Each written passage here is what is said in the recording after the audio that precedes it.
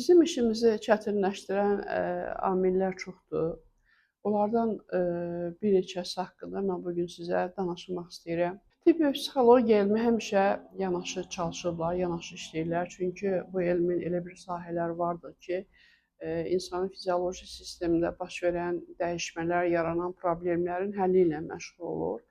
Xüsusilə son illərdə uşaqlarda yaranan problemlər, o cümlədən də autizm və autizm spektr pozğunluğunda biz həmişə həkimlərlə bir yerdə işləməyə məcburuq və yalnız bu halda müsbət nəticələr əldə edə bilərik. Amma burada çox mühüm bir məsələ var. Məsələ ondan ibarətdir ki, əvvəlki illərdə, yəni autizmə diqqətin artdığı dövrlərdə bu problemin bir neçə növlərə ayırırdılar, yəni autizmi tipləşdirirdilər, belə deyək.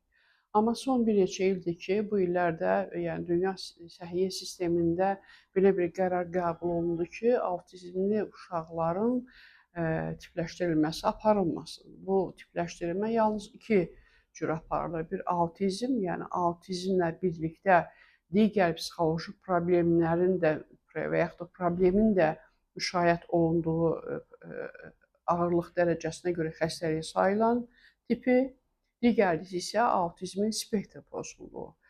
Mən bu sualı çox verirəm özümə. Tibb mütəxəssisləri tərəfindən, yəni uşaq nevroloqları, uşaq psixiatrları və yaxud da böyüklər üçün bu sahədə çalışan mütəxəssislər tərəfindən qoyulan autizm spektr pozuntusu diaqnozu bizə psixologiya, korreksion pedaqogika və bu problemlə məşğul olan digər mütəxəssislərə nə verir?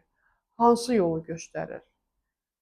Yəni özünüz də bu addan görürsünüz ki, bizə burada konkret göstərilən bir şərtlər, qoyulan tələblər yoxdur. Yəni bizə uşaqlarla necə işləməliyik, hansı metodikaları tətbiq eləməliyik, necə yanaşmalıyıq, işimizi necə qurmalıyıq? Əgər psixologiya elminin özünün mövzusuna gəlsək, psixologiya elminin yalnız bir sahəsi, kliniki psixologiya sahəsi bu problemlərlə məşğul olur. Amma axı özünüz bilirsiniz ki, nə qədər psixologiya mütəxəssisləri bu gün autizm uşaqlarda bu problemin həlli ilə məşğuldurlar. Bu baxımdan biz həkimlərdən lazım olan istiqaməti, tövsiyələri ala bilmirik.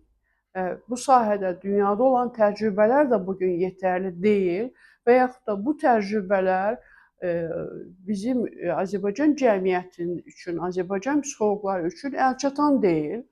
Bir neçə mütəxəssislər var ki, onlar müxtəlif ölkələrdə ABA terapiyasını, floor time proqramını və sairəni öyrənirlər, gəlirlər və bu sahə ilə məşğul olmağa başlayırlar və təəssüf ki, onlar da öz təcrübələrini inkişaf etdirmək üçün lazım olan elmi mənbələrə, elmi müəssisələrə, elmi mütəxəssislərə müraciət etmək imkanında deyillər.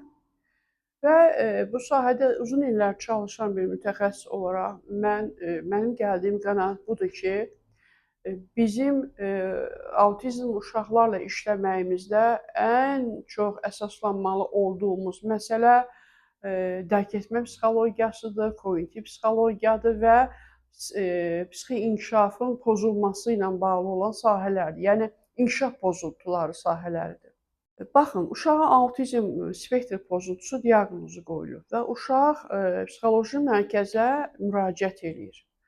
Özünüz bilirsiniz ki, hazırda psixoloji mərkəzlərdə bu uşaqların korreksiya və terapiyası üçün bir çox məşğələlər üzrə kompleks məşğələlər paket halında valideynlərə təklif olunur.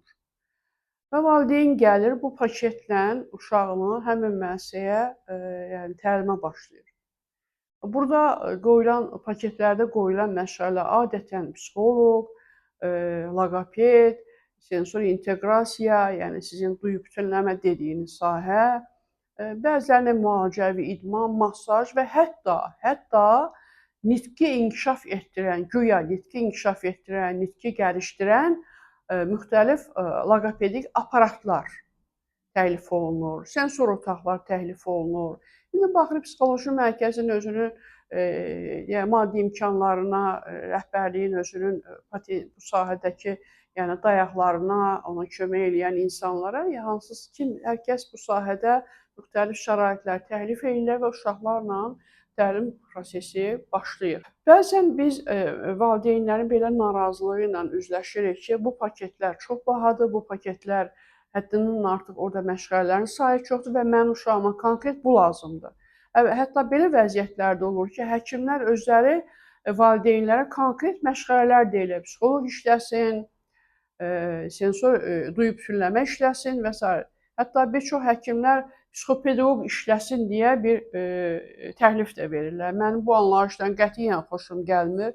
Düzdür, digər ölkələrin də mütəxəssislərinə bu adlarla belə ad qoyulur, psixopedaqoq. Əslində sözü mən dəfələrlə demişəm. Psixopedaqoq əslində korreksion pedaqoqdur. Hansı ki, bu mütəxəssislər inkişaf pozuntuları olan uşaqlarla iş aparırlar, onların korreksiya proqramları onlarla həyata keçirilir.